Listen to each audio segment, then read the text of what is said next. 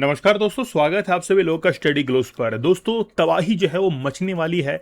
जबरदस्त अटैक जो है वो होने वाला है। किसकी तरफ से? ईरान की तरफ से। ऐसा क्यों? वॉर्न तो अमेरिका कर रहा था ईरान को, लेकिन अब ईरान जो है वो रिटालिएट कर रहा है। क्योंकि रिसेंटली क्या हुआ, अभी वॉशिंगटन डीसी के अंदर बेंजामिन नेतन्याहू और ट्रंप के बीच में बातचीत हुई, और फिर क्या हुआ, ट्रंप ने कहा कि हम जो है जबरदस्त अटैक करेंगे ईरान के ऊपर। क्या कुछ होने वाला है, चलिए वो हम लोग सबसे पहले जान लेते हैं। Tehran wants all will be burn after Trump threaten shock oil strike. Actually में क्या है, सब कुछ जल जाएगा। क्योंकि रिसेंटली क्या हुआ है कि गल्फ कंट्रीज के अंदर जितनी भी नेबरिंग कंट्रीज हैं ईरान के, उनके ऊपर वो अटैक कर रहा है। अभी तेहरान ने क्या किया था, जॉर्डन के ऊपर अटैक किया। क्योंकि तेहरान का ये कहना था कि वहां पर यूएसए के एयरफोर्स स्टेशन स्थित हैं, वहां पर मिलिट्री बेस जो है वो बनाए हुए हैं अमेरिका के, इसलिए हम लोग अटैक करेंगे और वहां वहां अटैक करेंगे जहां जहां अमेरिका के एयरफोर्स स्टेशन रहेंगे, मिलिट्री बेस रहेंगे, वहां वहां हम लोग अटैक करेंगे। Tensions between the USA and Iran escalated on Saturday को और ज्यादा जो है बर्निंग वाली कंडीशन हो गई, क्योंकि ये जो बातचीत थी वो अब नेगोशिएशन पर नहीं पहुंच पा रही है। तो ईरान ने रेस्पॉन्ड के अंदर with a strong warning saying any attack on its energy facilities would trigger retaliation across the region। अब वो जबरदस्त अटैक करने वाला है। जिस समय मैं लेक्चर को रिकॉर्ड कर रहा हूं उस समय ट्रंप ने कहा कि अभी हम लोग अटैक नहीं करने वाले हैं, अपने अटैक्स को हम लोग सस्पेंड कर रहे हैं। आप मान सकते हैं, यूएसए जो कि सबसे पावरफुल कंट्री माना जाता है, वो बैकफायर पर जा रहा है, पीछे की तरफ जा रहा है। वो तो मतलब क्या वाकई में वो ईरान से डर रहा है या डरने का नाटक कर रहा है? क्या कभी ऐसा हो सकता है कि अमेरिका डरे? नॉट पॉसिबल, क्योंकि कई बार डरने का नाटक भी किया जाता है और अमेरिका वही कर रहा है। और अमेरिका क्या करेगा आगे आने वाले समय के अंदर, ये दिखाएगा कि देखो हम तो पीछे हट रहे थे, ये ईरान ही इतना ज्यादा एग्रेशन दिखा रहा था और उस चीज के चलते जो है हमको ये अटैक करना पड़ा। तो याद कीजिए जापान के अंदर क्या कुछ हुआ था 1945 में। 6 अगस्त 1945 और 9 अगस्त 1945 का जो दिन था, उस समय लिटिल बॉय और फैट मैन, ये जो दो एटॉमिक बॉम्ब थे वो गिराए गए थे हिरोशिमा और नागासाकी के ऊपर। और आज तक जो है उसके असर देखने को मिलते हैं। पहले अटैक के अंदर लगभग 70,000 लोग मारे गए थे और उसके बाद में लगभग 1,40,000 लोग उसमें मारे गए थे हिरोशिमा और नागासाकी के अंदर। आप मान सकते हैं कि आज भी उसके निशान बाकी हैं। अगर वाकई में अमेरिका ने अटैक कर दिया तेहरान के ऊपर, तो वो अपनी सुपेरिटी जो है उसको प्रूव कर देगा और रशिया फिर से देखता रह जाएगा, क्योंकि रशिया ने पहले भी देखा ही है। अगर रशिया को अपनी सुपेरिटी शो करनी है, उसको अब एस्टैब्लिश करना है, तो उसको भी अटैक कर देना चाहिए। किसके ऊपर? यूक्रेन के ऊपर। क्या यह पॉसिबल है? क्या रशिया यूक्रेन के ऊपर न्यूक्लियर अटैक कर पाएगा, या फिर यूएसए जो है वो अटैक कर देगा ईरान के ऊपर? अब दोनों के बीच में एक न्यूट्रल कंडीशन भी आ सकती है। We will be hitting them if required, Trump ने वार्न कर दिया है, indicating that military strikes remain an option if negotiations break down. अगर नेगोशिएशंस नहीं होते हैं तो अब फिर क्या होगा, मिलिट्री स्ट्राइक्स की जाएंगी और वो भी जबरदस्त होंगी। तो अब इसके लिए जो है वो ईरान तैयार हो जाए। Okay, Iran wants against attack. अब ईरान कह रहा है कि नहीं, हम मानने वाले नहीं, हम तो अटैक करेंगे। और एनर्जी फैसिलिटीज जो कि यूएसए की एनर्जी फैसिलिटीज हैं, वहां पर वो अटैक करेगा। एक्चुअली में जब मैं आपको मैप दिखाऊंगा तो मैप में आपको सब कुछ समझ में आएगा। देखिए एक्चुअली में क्या है, ये तो यहां पर है ईरान। ओके, तो ईरान को आप देखिए। अब ईरान के जो पड़ोसी देश हैं, एक्चुअली में अभी क्या हुआ, ईरान ने अटैक करना शुरू किया इराक की जो बॉर्डर है, इंटरनेशनल बॉर्डर है, वहां पर अटैक करना शुरू किया। जो कि बहुत सारे जो लोग हैं जो कि इराक के अंदर जाया करते हैं, है ना, करबला के अंदर वहां पर जाया करते हैं, वहां पर भी अमेरिका ने अटैक किया। सॉरी, ईरान ने नहीं, अमेरिका ने अटैक करना शुरू किया। और अमेरिका ने कहा कि भाई ये क्या कर रहे हो, समझ रहे आप? तो दोनों के बीच में इस बात को लेकर भी, अब देखिए ईरान जो है वो क्या करना चाहता है, वो सबसे पहले अटैक करता है जॉर्डन के ऊपर, उसको निशाना करता है, क्योंकि वहां पर अमेरिका के एयरफोर्स बेस वगैरह वो स्थित है, मिलिट्री बेस स्थित है।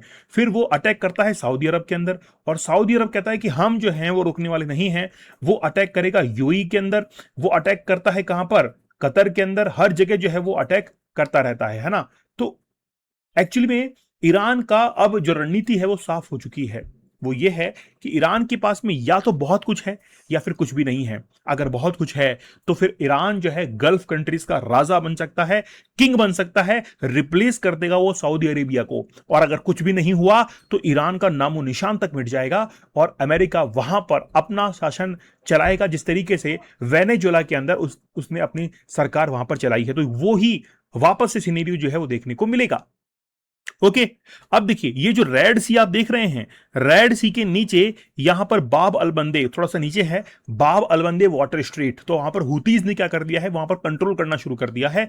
रिसेंटली सऊदी अरेबिया से दो शिप्स जो है वो रवाना हुए थे, एक तो था चाइना का और एक था इंडिया का। उन्होंने अपना रूट जो है वो चेंज कर लिया और स्वेज कैनाल से होते हुए वो बड़ा रूट लेके कैप ऑफ गुड होप्स मतलब अफ्रीका के नीचे से होते हुए फिर वो इस तरफ आए थे।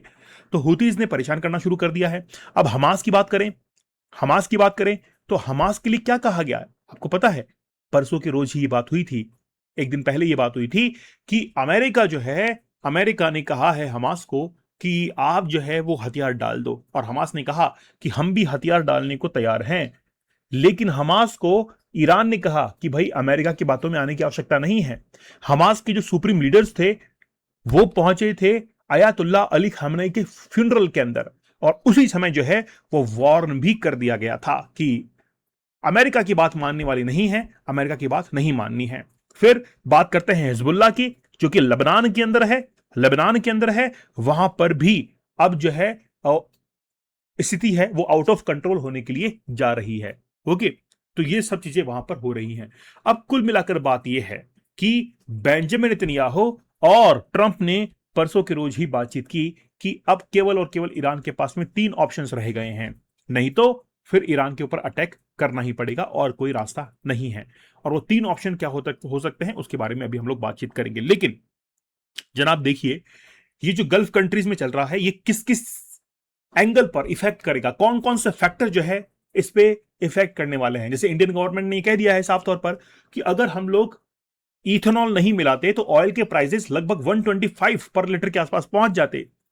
हम इथेनॉल को मिला रहे हैं, और इथेनॉल को मिलाने का रीजन ये भी है कि ऑयल सप्लाई जो है वो भी हमारे पास में नहीं बन पा रही है। तो ये सब रीजन जो है वो मिलकर आज एक ऐसी कंडीशन क्रिएट कर चुके हैं जिस पर जल्द ही जो है कोई रास्ता निकलना चाहिए। ये जो अगस्त का महीना है, अगस्त का जो मंथ है वो बहुत क्रिटिकल होने वाला है ना। या तो हो सकता है इस अगस्त के महीने के अंदर ही ईरान के साथ में कुछ हो जाए, ईरान के ऊपर कोई न्यूक्लियर अटैक हो जाए, उसमें कोई ये मान के चलिए आपको सरप्राइज होने की जरूरत नहीं पड़ेगी कि ईरान के ऊपर अगर न्यूक्लियर अटैक होता है तो आपको सरप्राइज करने की आवश्यकता नहीं है। क्यों?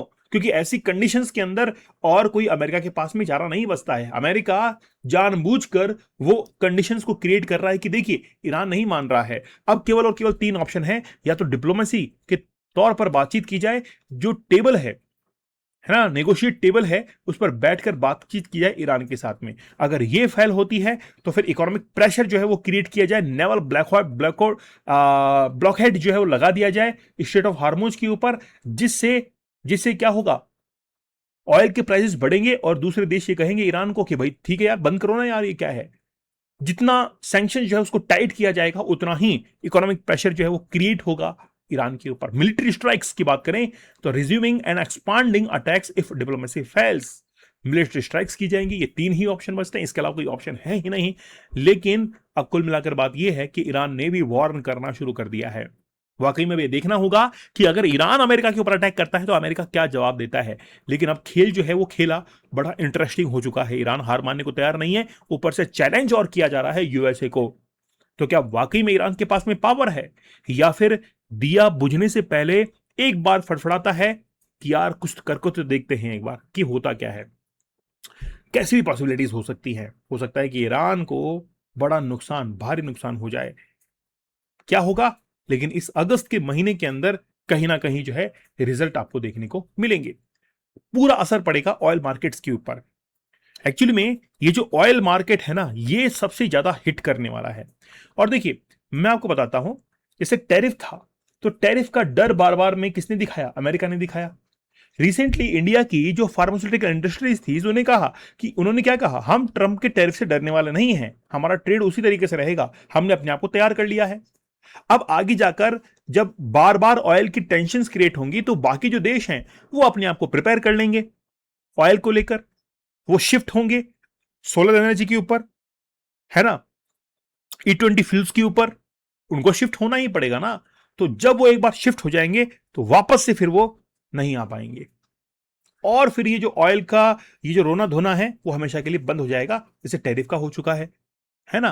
कहते ना कि एक कहानी आपने सुनी होगी कि एक गडेरिया होता है जो कि जंगल में अपनी बकरियों को चराने के लिए जाता है, और वो गांव वालों का अटेंशन क्रिएट करने के लिए क्या करता है, वो कहता है कि भेड़िया आया, भेड़िया आया, शेर आया, शेर आया, और रोजाना गांव वालों को बुला लेता है। एक दिन असल के अंदर ही भेड़िया आ गया, और उस दिन गांव वालों ने सोचा कि यार वो वापस से क्या गडरिया जो है वो क्या कर रहा होगा, मजाक कर रहा होगा, और उस दिन बचाने वाला कोई नहीं आया, उस दिन असल के अंदर भेड़िया आ चुका था।